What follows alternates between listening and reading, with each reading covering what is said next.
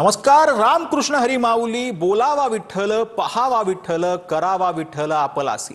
आषाढी वारीच्या तुम्हाला सगळ्यांना शुभेच्छा. आणि आषाढी वारी निमित्त पंढरपुरातनं हे आपलं स्पेशल कव्हरेज असणार आहे. पंढरपूरमध्ये मंदिराला आकर्षक अशी रोषणाई करण्यात आली आहे. त्याचसोबत विठुरायाच्या दर्शनाची भाविकांना आस लागलेली आहे.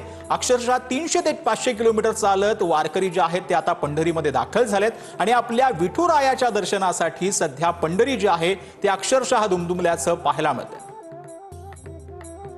आपले प्रतिनिधी लक्ष्मण जाधव आपल्या सोबत जे आहेत ते थेट जोडले गेलेले आहेत पंढरपुरातून. खरं म्हणजे लक्ष्मण, तू गेल्या काही दिवसांपासून वारी कव्हर करतोयस आणि अखेर आपल्या विठ्ठलाला भेटण्याचा वारकऱ्यांचा आणि तुझा क्षण देखील आलेला आहे.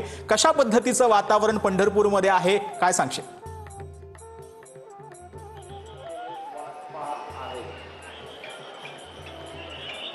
रामकृष्ण हरी. आता कुठे धावे म्हण तुझे चरण देखीला, भाग गेला सीन गेला, अवघा झाला आनंदू.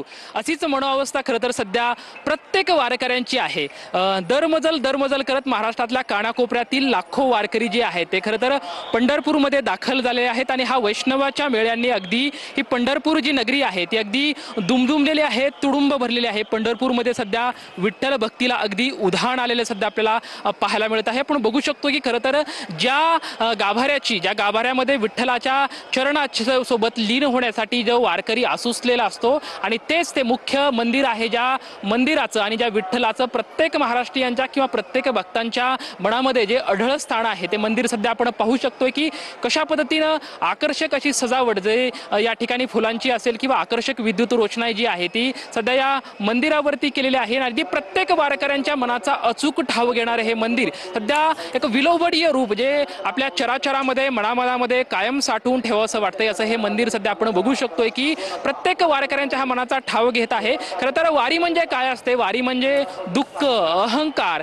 जे बाजूला सारी म्हणजे ती वारी असते. आणि या वारीची जी प्रचिती असते, वारीचा जो अनुभव असतो, तो वारीचा अनुभव वारीमध्ये आल्याच्या नंतरच खरं तर प्रत्येक वारकऱ्यांना जो असतो तो मिळत असतो. ऊन वारा पाऊस यांची कसलीही तमा न बाळगता प्रत्येक वारकरी अगदी आनंदाने आणि विठ्ठल भक्तीच्या आसुसलेला असतो वारकरी. तो वारीमध्ये दाखल होतो, सामील होतो आणि दरमजल करत विठुनामाचा, ज्ञानोबा तुकोबाचा गजर करत खरं तर वारकरी जे असतात ते पंढरपूरमध्ये दाखल होत असतात. सध्याच्या पंढरपूरमधले असं चित्र आहे की प्रत्येक चौकामध्ये, प्रत्येक ठिकाणी फक्त विठुनामाचे जयघोष म्हणजे मनाला हळूवार स्पर्श करणारी थंडगार वाऱ्याची झुळूक आणि कानावरती पडणारे विठुनामाचा जयघोष खरं तर पंढरपूरमधलं वातावरण अगदी प्रफुल्लित करतंय, भक्तिमय करतंय.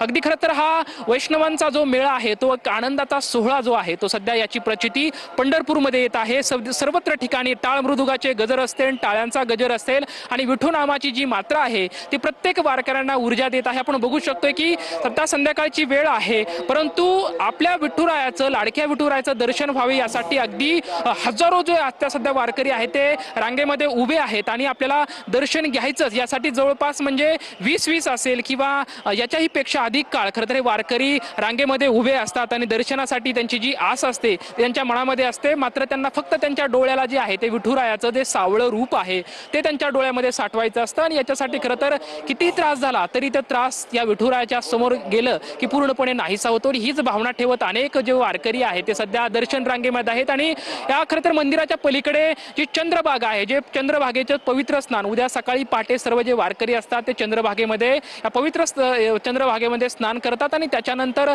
जे नामदेव पायरी आहे या नामदेव पायरीचं दर्शन घेतात. आणि दर्शन घेतल्याच्या नंतर ह्या विठुरायाच्या चरणी लीन होण्यासाठी आता असं होतं की लाखो वारकरी जे आहेत ते पंढरपूरमध्ये दाखल झालेले असतात. त्याच्यामुळे साहजिकच प्रत्येकाला दर्शन घ्या म्हणजे होतच नाही. त्याच्यामुळं प्रत्येक जण जे कळसा आहे या मंदिराचा त्या कळसाकडे हात जोडतो आणि तिथंच मंदिराकडे त्या मंदिरासमोर लीन होतो. आणि प्रत्येक वारकऱ्यांची एकच मागणी असते की विठ्ठला ह्या वर्षी वारी झाली, आता पुढल्या वर्षी सुद्धा वारी तुझी घडो. ही जी मनोभावना असते ती लीन करणारी असते. नम्रपणा जो असतो तो खरं तर वारी शिकवतोय. जगण्याचं तत्व जे असते ते वारी शिकवणारी असते आणि वारीमधून भरभरून शिकता येतं. खरं तर माऊली हा असा शब्द आहे की माऊली शब्द पुरुष असेल किंवा महिला असेल या सर्वांसाठी माऊली हा शब्द उच्चारला जातो.